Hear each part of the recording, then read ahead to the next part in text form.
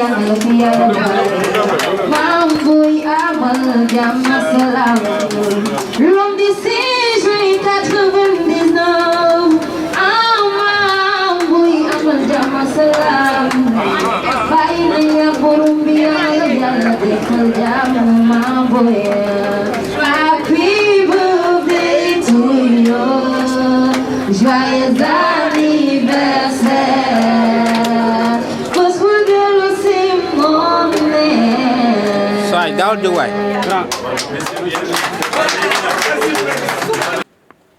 tey jii muy àllarba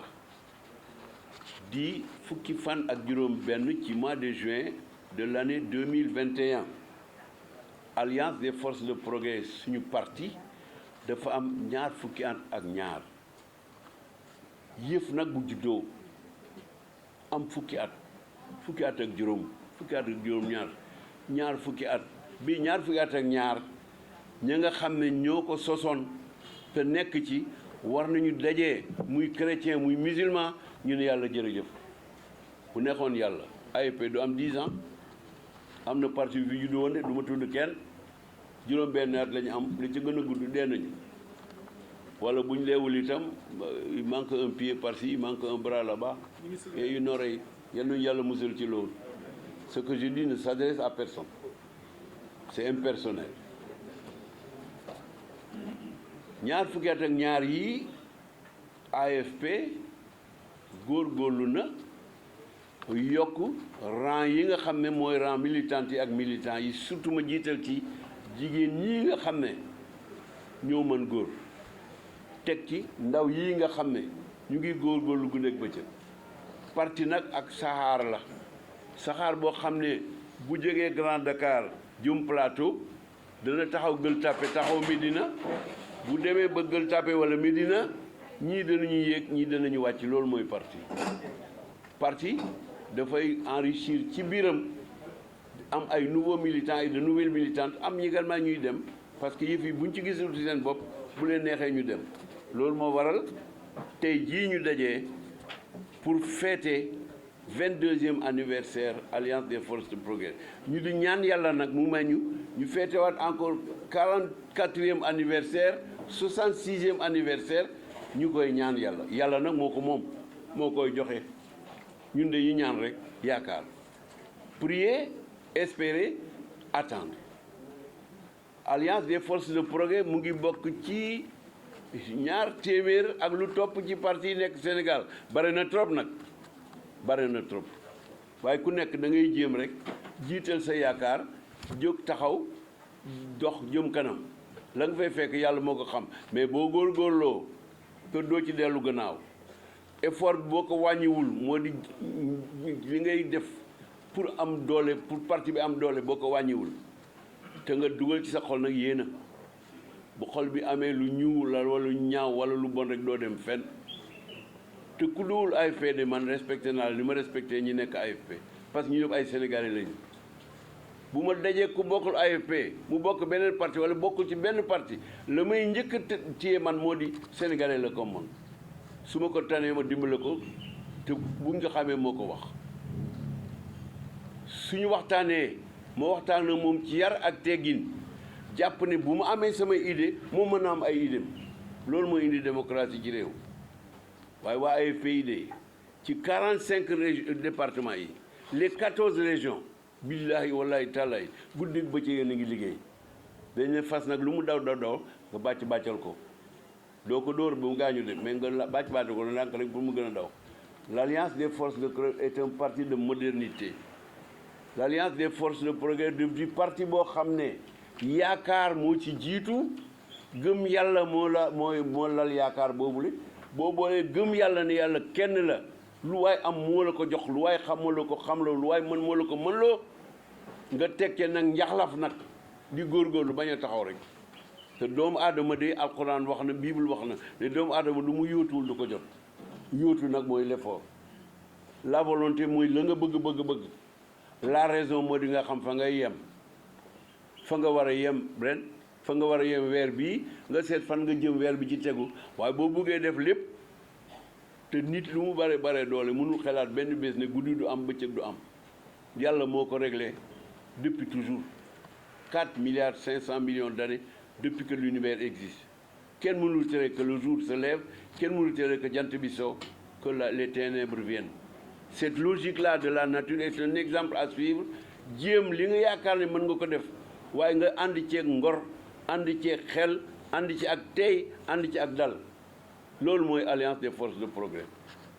waxuñu tey lay jeex waxuñu sëb lay jeex ñu ngi ñaan yàlla ñun ñi nga xam ne ñooy mag ñi sosoon ko depuis 22 ans incha allah 2022 premier semestre dañ tenir un congrès soreetul après les élections locales ñun mag ñi nag ñu dandu du ñu dem de du ñu dem fenn dañu dandu xale yii nga xam ne formé nañ leen ñu ngi nii jiitu ñu ànd ak ñoom nag fu ñu nekk ña nga fa fu ñu gestu gis ñu s'il faut se battre pour le triomphe de la vérité lii dëgg de la bonté mooy baax de la générosité mooy tabe nous serons toujours avec vous bu ngeen futee ko ñu futee ko de mais bu ñu jël bant di dox on est avec vous et on restera toujours avec vous jusqu'à la fin de notre vie réew mi nag léegi li war moo di sénégalais yi war nañu xalaat ndax lii nekk ci téléphone yii du seytaane de waaye am na léego-léeg du ko sore du seytaane de mais léego-léeg du ko sore ndax les technologies modernes permettent de tout faire maintenant pour que comme le disait Platon philosophe de l'antiquité grecque l'idée mooy xalaat bu njëkk mooy nekk idée de projet mooy xalaat bu ñu élaborer idée de projet mooy indi projet pour jàkkaarloog yii idée bi incitation idée ak idée de projet projet bi bu ñëwee nag la tax ñu muy nekk mën-mën nekk jëf moo di ñaar rekk la volonté et raison. Aller voler la vache du voisin parce qu'on convoite la vache du voisin, ça suit cette trajectoire-là. Mais si la raison intervient, au lieu d'aller voler la vache du projet, tu vas travailler pour avoir 10 vaches par ton propre effort. Donc l'idée de projet et le projet. Entre le projet et l'action, il y a la volonté. Mais si la raison ne vient pas, on peut aller tuer le voisin. Déclaration bi wax na ko de manière très claire. Am na fu réew mi toll woon bañ naa sulli démb pour indi ay jafe-jafe fa bañ naa ko moo tax 16 juin la ko indi woon ba tey c'est valable non pas parce que situation réew mi léegi dafa niroog bu 1999 déedéet du benn te niroowul loolu mooy sama xalaat man waaye nag jotoon na ñu woo Sénégalais yi les patriotes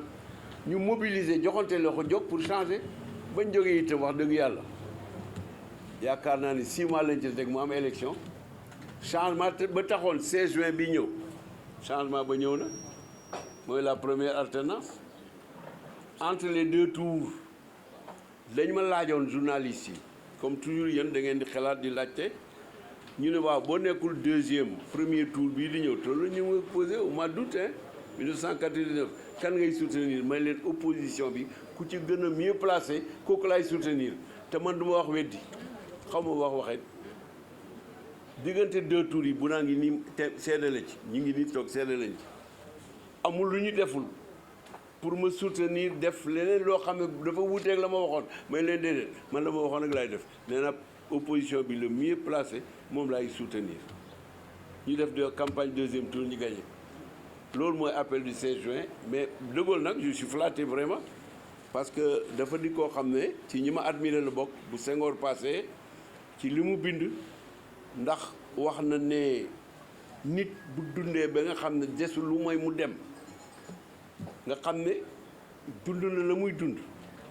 xaw ma kañ laa yegg foofu nag yàlla bu temps bu ko neexee ma yegg fa mu ne du des ci moom liggéeyam lu mooy doom yi mu fi bàyyi te doom yi mu ngi ci boole la mu liggéey pour réew mi ak askan wi ak tool bi nga xam ne moom la ñuy wax le champ de l'effort. La citation de De Gaulle est celle-ci: quand tôt ou tard arrive le moment où il faut partir et que l'on sait plus ou moins que l'on a vécu, souffert et aimé, il ne reste de soi que les enfants qu'on laisse et le champ de l'effort où l'on aura semé. Man loolu admiré naa ci De Gaulle. Quand arrive tôt ou tard le moment où il faut partir, ça amatuloo pexe et que l'on sait, xam nga, plus ou moins, que l'on a vécu, souffert et aimé. C'est les deux phases de la vie. Il ne reste de soi que les enfants qu'on laisse, y compris les guillemets, et le champ de l'effort où l'on aura semé, futur antérieur, doo fekkee la ñuy récolter mais semé nga dem loolu dëggal moo ko wax tax na mu bokk ci ma admiré wax na itam leneen pour mag ñi nga xam ne dañu màgget ba xubu daas mu ne un vieil homme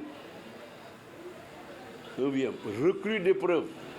maanaam nit ku mag am âge bu avancé recrue d'épreuve mu ne koo xam ne lu nekk daj na ko éloigné des entreprises xaaratul dara et qui sent venir le froid éternel mooy tiroir ba ñu dugal ñi nga xam ne dañ jël seen roowu yàlla dafa jël seen roowu sentant venir le froid éternel mais jamais là du sonn mukk de guetter dans l'ombre mu xaar ci nëbbu la lueur de l'espérance mooy leeraay bi jógee ci yaakaar loolu dëggal moo ko bind un vieil homme recrue d'épreuve soriwuma xëy na foofu sax un vieil homme recrue d'épreuve éloigné des entreprises sentant venir le froid éternel mais jamais là de guetter dans l'ombre la lueur de l'espérance loolu moo ma booleeg dëggal jërëjëf ñu continuer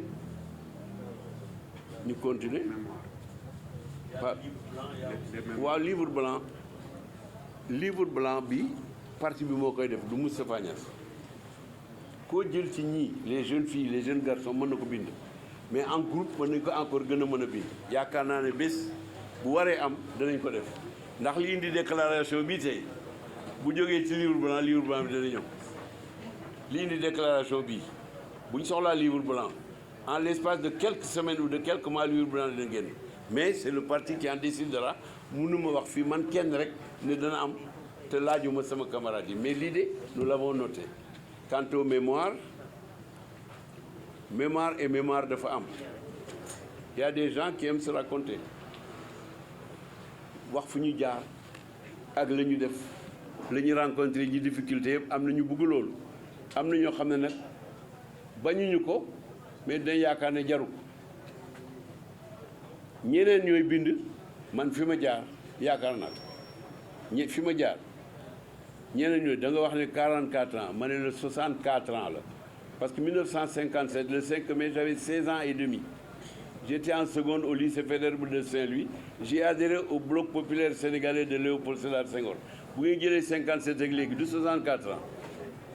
64 ans la moo tax may la déet yokkal man du ma wàññi damay 64 ans la su ma ci sant yàlla nag 64 yooyu jàng naa ci lu bare jàng naa ci àddina bi ma Senghor def commissaire politique Dakar j'avais 19 ans c'est l'année où je faisais la classe terminale dama am baccalauréat ñëw fii mois d'août war a dem université octobre Senghor def ma commissaire politique Dakar dama tiitoon ba sama xol bi tuuti ma arrêté parce que maa daan tàqale ñoo xam ne ñu mën nañ ma bàyyi ñii mën nañ ma maam 19 ans mu ne ma tu es commissaire politique Dakar ma ne ko président loolu nag mu ne ma demee tu vas me remercier parce que da nga xam lan mooy doomu aadama 19 ans ba tey jii loolu rek la ma ciy sant yàlla di ci sant Senghor mi nga xam ne lu ma xam wax dëgg yàlla moo ma ko jàngal. bu ñëwee le deuxième intervenant a parlé de bilan il a parlé de la question de savoir si je pense à quelqu'un ou s'il y a quelqu'un parmi les jeunes qui se distingue loolu jotagul te lu jotagul duñ ko wax dafa mer ñu ne ko loo mer mu ne dañ ma wax te wax jotagul ñu laajal ko lu tax nga mer mu ne bañ waroon a waxuñu dañu xaar ba mu jàll ñaar yooyu de moo tax loolu duma ci wax te bu jotee itam parti bi mooy tànn ka ko neex te ka ñuy tànn itam kenn nit man kenn rek mosuma yore parti bi dama ko yore ak équipe du ma def dara du ma décider dara te laajuma les instances du parti ñu ngi ni ñoom ñëpp mosul am élection man yow yaa candidat député déedéet parti bu may dajee ci kuréel yi war a dajee ñu ne ma lii lañ la proposé ma d'accord xalaatuma kenn ci ñi toog fii tey xalaatuma ñi fi nekk xalaatuma ñi fi nekkul d'abord yàlla mooy décider de attention yàlla nee na mooy tànn ka ko neex mooy yéegal ka ko neex mooy wàcce ka ko neex su ma dofee nag ba ma naan naax seet man li yàlla moom ma jël ko yàlla dana xam nu muy def ak man loolu moo tax mënuma répondre ci question boobu mais ñi ko mën bari nañu ñi nekk fi yëpp ku ci nekk mën nga ko ak ñeneen ñu fi nekkul waaye nag tànn moom déedéet man du ma tànn kenn xalaatuma itam kenn te yàlla laa jël comme seede ndax ñii équipe mooy yore parti bi demee te buñ ko yoree itam fekk ñu ngi dund ñun dañu nekk ak ñoom du ñii bi de on est avec eux bu ñu leen war a dimbali leen mais nag ñoom ñooy jiitu lii ñoo koy def ñooy def responsabilité yëpp ñoo koy assumer parce que AFP du pour ñaar fukki fan ñaar fukki at wala fanweeri at AFP c'est pour tout le temps que Dieu voudra yàlla moo xam lu AFP di durer. Je suis en train de regarder. Est-ce que l'AFP a d'autres projets? Oui, madame. L'AFP a beaucoup de projets. L'AFP a été créée pour la conquête du pouvoir. C'est dans ses statuts et c'est encore dans notre idéal, la conquête du pouvoir. La conquête du pouvoir peut passer par la participation au pouvoir ou pour l'association à l'exercice du pouvoir. C'est cette phase-là dans laquelle nous sommes. Mais ñii li ma leen bëggal day moo di kenn ci ñoom muy jigéen ñii muy góor ñi muy ndaw ñi muy mag ñi ñun passé nañu kenn ci ñun mënul présenter élection présidentielle à 75 ans je suis à 82 bu donc du xalaatoo mais ñoom ñi yaakaar naa ne yàlla bu ñu dimbalee kenn ci ñoom ëllëg dana jiitu Sénégal loolu moo laay tontu moom. L'AFP milite encore pour la conquête du pouvoir, mais comme elle est associée à l'exercice du pouvoir, elle accepte d'être associée à l'exercice du pouvoir loyalement, sincèrement, honnêtement et de manière transparente. Ben baat rek la ñu am Inch'Allah. Bon, il y a également, est-ce que je n'ai pas trahi l'appel? On ne trahit jamais un appel.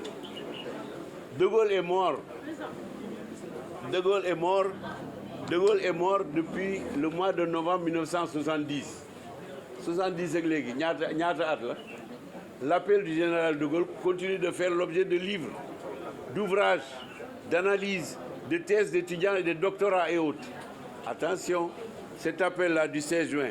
non, on ne peut pas le trahir. Et cet appel sera toujours vivant, il sera toujours actuel. Parce que le ma doon woote ci la ñu nekk ba tey mooy Sénégalais bu ne nga liggéey avec honnêteté pour ton pays xale yi ñu jàng famille yi ñu yar xale yi pour ñu nekk nit ñu yaru ay kilifa ay muskalaf yu yaru xam lan mooy àddina xam lan mooy doomu aadama xam lan mooy respecté doomu aadama nga tane ko ci alal tane ko ci xam-xam tane ko ci daraja du tere nga respecté ko te bu la ñaanee nga dimbale ko boo ko dimbalee bu ko kenn wax buñ ko xamee rek ni nekk moom loolu mooy appel bi ci la ñu nekk ba tey moi je ne trahirai jamais cet appel. Quand je prendrai ma retraite politique, certainement très bientôt, du terrain, l'AFP sera toujours dans mon cœur avec son appel, Inch'Allah, bu neexee yàlla. On ne peut pas trahir un appel. Jërëjëf pour sa appréciation yi nga def yegg nañ sama xol jërëjëf. Dama jàpp rek ne bi may commencé politique am 16 ans et demi yàlla may na ma 19 ans laa dugg bureau politique UPS. De 1957 à 1962 mosuma ñaan toog ak Senghor mosuma ko laaj audience mosuma ko poser problème mosuma ko ñaan oto mosuma ko ñaan dara dama daan ñëw rek ñu ne ma tu es le plus jeune yaay def le procès verbal ma am 19 ans 20 ans di bind rek bu ñu paree ma ànd ak Lamine Gueye moo doon présider bureau politique boobu ñu yëg bureau mu xool signé procès verbal bi ma taal sama Vespa ñibbi. Cité universitaire du ma laaj benn audience benn député du ma laaj benn dirigeant UPS nga recevoir ma mukk dama jox gannaaw loolu yëpp parce que jàng moo doon sama priorité am samay diplôme am sama expérience njàng mi ni la première école c'était le parti ba 1962 laa door a toog ak Senghor en tête à tête alors que j'avais adhéré depuis 5 ans mu ne pourquoi tu ne demandes pas à m'avoir ma ne ko bisimilah moi j'ai 25 000 francs de bourse maa ngi fay sama ticket maa ngi fay sama néeg 3 000 francs lañ doon fay boobu ndekki 15 francs la añ 30 francs reer 30 francs xëj na ci 25 000 j'ai jamais voulu rien demander il y avait d'autres jeunes du parti qui passaient leur temps à demander des audiences à droite à gauche du ma tudd kenn loolu moo tax ba la jotee fekk pare naa sama jàng sewoon na ma kaay yow dama la yàgg a seetlu parce que doo sonal kenn c'est-à-dire lu doy yàlla rek moo ko am doomu aadama dafay doylu te la nga toll nga tolloog la nga tolloo boo ko paasee nga tolloog la nga tolloo waat boo ko paasee nga tolloo la nga tollee laat loolu muy dimbale doomu aadama muy gëm yàlla ak jubal boo ko defee rek yàlla daf lay dimbale man defuma dara je n'ai rien fait dans ma vie tout ce que j'ai pu faire ou que j'ai pu réussir yàlla moo ko def man defuma dara du ma fëgg mukk sama dënn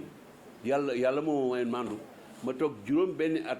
di gis Senghor tous les mercredis te duma ko laaj audience dama koy nuyu rek tranquillement dem toog sama place pourquoi may laaj audience pour xaalis lu may dee xaalis étudiant jàngal 5 000 francs yow dañ la fayal sa bourse œuvre cité universitaire Berthe chambre la 3 000 francs par mois chambre yi ñoo gënoon a bari étudiants yi boobu temps bu la neexee nga changer chambre parce qu'il y avait plus de chambres que d'étudiants loolu bu la ci yàlla nekkee jàngal rek te bul yàkkamti inna laaha ma sabirin la alxuraan wax yàlla ñi mu àndal mooy ñi mën a muñ loolu rek la li ma ci retenir nag ci lii moo di bu la yàlla dimbalee kenn du la mënal dara jéem nag nit ku nekk dañ lay jéemal dañ lay fexeel mais yàlla moo lay aaral boppam yàlla moo lay aaral boppam te nag bul fàtte mukk ne lii yàlla defal la mën na ko defal keneen comme ko defal lu itam defal na ko loo xam ne yow xamoo ko gisoo ko parce que baatin la bon boo ko mënee dimbale ko te yàlla rek tax te bul ko dimbali avec des airs supérieurs parce que li nga yore ba di ko ci dimbali yàlla moo la ko jox bu la ko joxoon doo ko jox te bu la ko joxoon mu yem ci yow nga yemale ko sama bi doo dimbali kenn man c'est la philosophie de ma vie les 64 ans leer yaakaar naa ne carrière bi encore une fois yàlla moo y a nag des descentes il y a des descentes et des montées dans la vie il y a des épreuves bu épreuve bi ñëwee dékku ko bul salit bul yuuxu bul gémir bul jël épreuve bi ñëw na jàppal ne yàlla moo la ko teg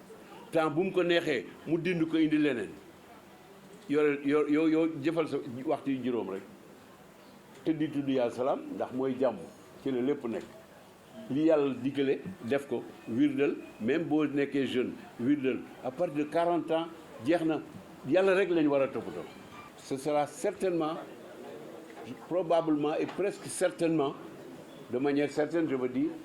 dans le premier trimestre dans le premier semestre de l'année 2022 après les élections locales mais du man kenn rek maa koy décider ñi ko war a liggéey ñu ngi ciy liggéey déjà bu ñu jàppee date bi jàpp ko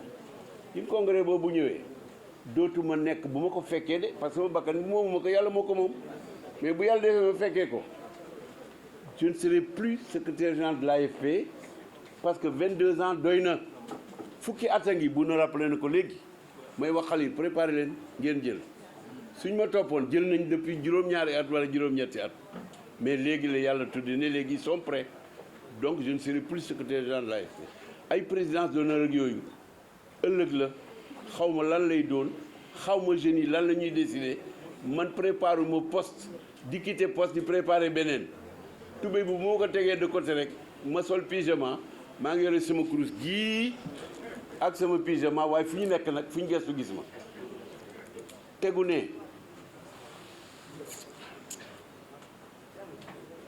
affaire assemblée nationale duñ ko waxee fii parce que fii politique la politique partisane la bu may def li nga wax wala may def leneen dama ci waxtaan ak président Macky Sall mi nga xam ne moo yore réew mi groupe benn coalition benn bokk yaakaar ca la ma jëlee ne ma bëgg nga téyel ma lii ñu am majorité assemblée nationale te à l'assemblée nous sommes 135 députés mooy groupe benn bokk yaakaar opposition parlementaire bi ak non inscrits yi ils sont 30 muy indi 165 bu jotee Macky laa ci waxtaanal mais du ma waxtaan ak kenn avant ma wax ak Macky nga jégal ma de Ngom mais doo Macky de doo na góog ko waaw man bàyyi ma rek ma waxtaan ak président Macky mi yàlla jox réew mi te kóllëre dox sama digganteeg moom la may def ëllëg bu ma ko fekkee jàmm damay toog moom wax ko ba pare ñi door ko yëg du loolu noonu la de boo nekkoon fi ma toog du loolu ngay def noonu ngay def de nga waxtaan ci kilifa gi nga xam ne yéen a ko seqoon mu tànn la proposer le groupe parlementaire ñu woteel la ngeen nekk 135 députés ñoom ñëpp nekk sa gannaaw loolu mooy tey groupe Benno Bokk Yaakaar ah du mënuma ko wax fii de maa ngi jégal li moo di yaakaar l'espoir mooy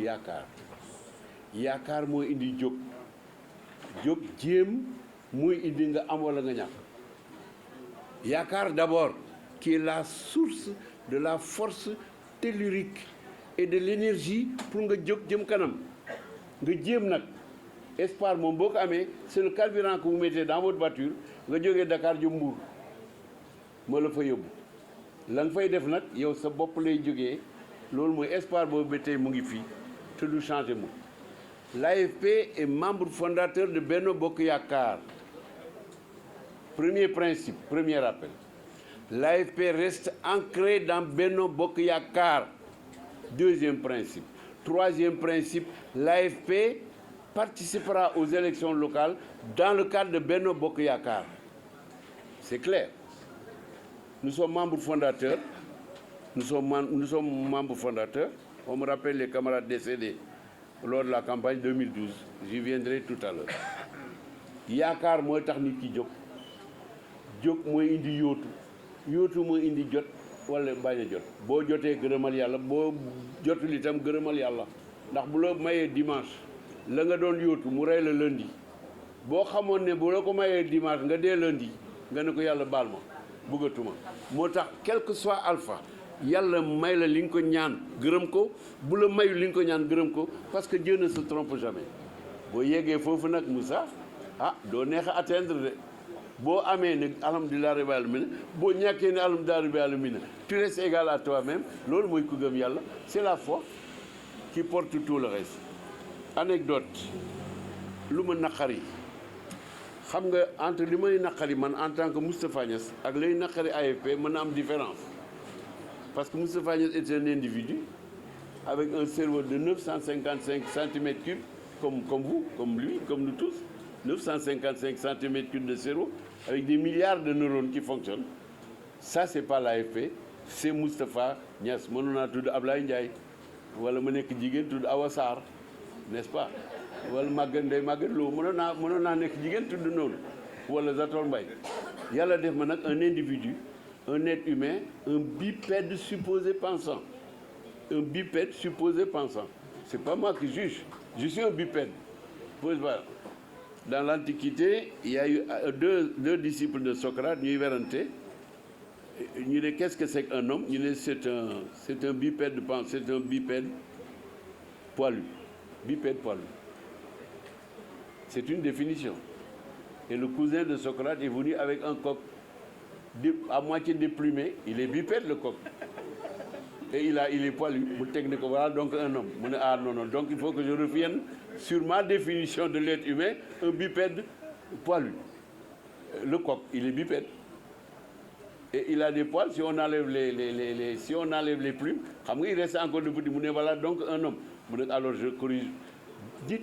doomu aadama la rek dafay teg yëpp ci yàlla ak góorgóorlu nag boo toogee naan yàlla boo watul di nga dee foofu parce que tu ne manges pas, tu ne bois pas te boo liggéeyul am la ngay naan ak la ngay lekk ak la ngay dimbalee sa njaboot musiba dal la yàlla baax na mais boole ci nag nga jóg liggéey. C'est très important. Derrière vous il y a un dattier,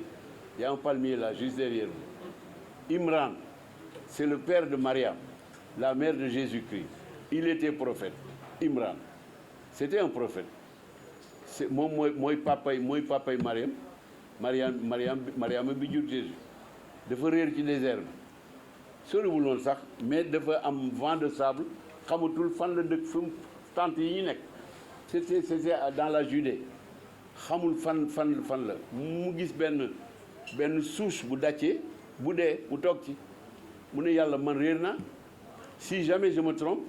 ma famille et moi on va mourir de soif et de faim te il faut montrer la direction mais xiif naa mënatuma sax dox. Il a senti le tronc là bouger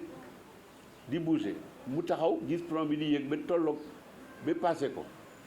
un dattier bu dee mu génne ay branches génne ay dattes fraîches mu ne waaw yàlla mais mënoon nga ko yemale fii rek parce que man mënuma yéeg mag laa mu ne ko yéegal c'est ta participation à l'effort man indi naa la sutura yéegal mu yéeg il a remué le dattier et le sol était rempli de dattes loolu mooy góorgóorlu doomu aadama loo gëm-gëm yàlla woo góorgóorlu bu nekkoon yàlla mu yemale dàcce bi niveau comme ça dafay dagg déedéet yàlla yóbbu ko ci kaw fii dàcce yu nekk loolu mooy lii ma lay wax nii anecdote nag moom c'est difficile. AFP bu na wax na ko l'AFP a traversé des épreuves mais épreuve ci évolution la bokk xale dafay juddu am 3 mois am scarlatine ñu tekki 6 mois mu am oreillon bu ñu ko vacciné dafay protéger dafay immuniser ba bu muy màgg nekk borom kër loolu mooy dal AFP moo ñu dal ñun yow mii yow di moo lay dal yal na tuuti te yàlla na garab ñëw pour mën a faj loolu. AFP membre fondateur Benno Bokk Yaakaar la AFP ci parti yi dirigé Benno Bokk Yaakaar la autour du président Macky Sall qui est le président de Benno Bokk Yaakaar incontesté et incontestable ñaareel ba mooy élection yi jëm AFP ci Benno Bokk Yaakaar la koy def su ci amee ay jafe-jafe nag yàlla moo xam AFP réglé ko na mu koy réglé ci yoon ak sutura ak mët dal ak doy mais ñun élection yi di ñëw ci Benno Bokk Yaakaar la ñu décidé ci lañ koy def leer na de 16 juin 99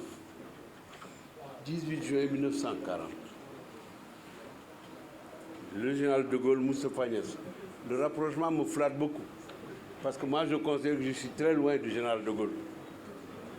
il faut être modeste xëy na ëppale wu ma dara gënee wu ma dara mais circonstance yi mu nekkoon ba muy jël un petit avion bimoteur muy le 16 juin justement 1940 à partir de Calais à 32 kilomètres de Douvres pour arriver en Grande-Bretagne circonstance yi mu nekkuma ci woon 1999 parce que Allemands yi dañuy envahir France Pétain mi yoroon réew ma signé armistice ñu génne ko France Paris mu dem Bordeaux installé fa De Gaulle mer parce que duggoon na ca guerre ba am na idée bu ma amoon ca guerre ba De Gaulle mer dem lancer l'appel 18 juin donc appel 18 juin bokkul ak appel du 16 juin à Dakar niroowul bokkul circonstances yi du benn te wax dëgg yàlla De Gaulle du Moustapha Niasse du De Gaulle AFP déclaration 16 juin bi ak statut l'AFP yëpp dañ ko teg ci loxo yàlla moo tax ñu wax espoir mooy la nga yaakaar ci téye ci jóg nag jóom ji li ma wax léegi yootu ñaq ñu jox la nga ne wuy ñu jox la nga ne jox ñu la nga ne wuy AFP la philosophie de l'AFP repose sur la foi l'espérance en Dieu qui est unique mais aussi le travail. Nous considérons que l'espoir ne suffit pas. La foi est la source inépuisable des énergies, des initiatives et des actions que l'on pose, mais il faut dépasser non pas la foi, mais l'attitude de l'espérance. La foi, on l'a, c'est un manteau qu'on n'enlève pas, on n'enlève jamais. C'est comme notre peau, on n'enlève pas. C'est ça la foi. Mais l'AFP continuera de produire les efforts qu'elle produit.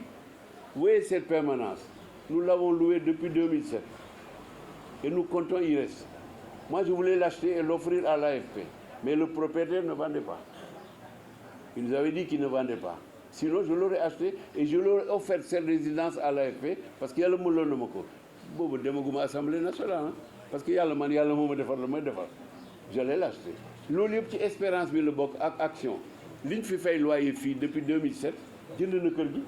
mais dañu continuer di fay parce que yàlla man loon nañu ko ñuy góorgóorlu nag li nga wax nii dana tax ma wax ak jeunesse bi encore gis ngeen yéen la dimbalee incha allah ngeen yore réew moo xam ne am na pétrole am na gaz ngeen fexe ba Sénégal du daanu ci ñoom la ñu daanoo du mu cité benn réew pour des raisons diplomatiques ndax réew yi amoon pétrole ak gaz te dellu gannaaw bare nañu de bare nañu wala ñu am pétrole ak gaz dem ba du ñu mën a fay seeni fonctionnaire lu koy indi moo di ñàkk mandu yàq bañ a xelaat ëllëg bañ a xelaat xale yi président Macky Sall ci boppam jël na ay mesures avec la commission pétrole gaz ak les mesures structurelles les mesures légales sur la loi sur le contenu local nga xam ne lu ñëw nañ ci dugal sénégalais yi ni ci sénégalais yi jiitu bu leen yàlla dimbalee incha allah ëllëg yéen ñii ba ngeen yegg fa ngeen war a yegg pour yore réew mi pétrole bii génn am na leneen lu génnagul mënuma ko wax bu ëllëgee bu ngeen ko gérer na ngeen ko war a gérer Sénégal gii dafay mel ni Abu Dhabi wala Koweït wala Bahreïn wala Oman te loolu mën ngeen ko man moom lay ñaanal la jeunesse sénégalaise balaa ñi ci yegg nag déjà ça commence avec le président Macky Sall maa ngi ñaan yàlla lii ñëw Sénégal muy pétrole le gaz ak yeneen richesse mu jig Sénégal yi nekk njëriñu Sénégal yi bu ci benn yàq dugg.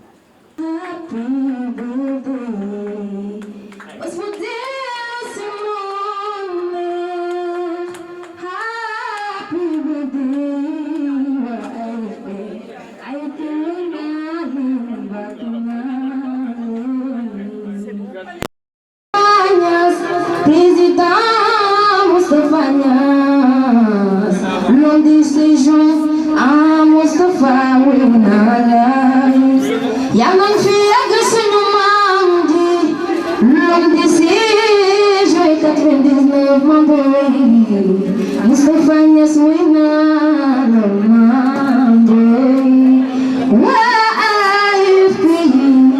joyeux anniversaire, Gospodin Simone. Happy birthday to you. Miumba sabay kono. Miumba sabay kono lelo. Président Moustapha. Téléphone bi jógal fii waay. Génn leen da ngeen di génn fii.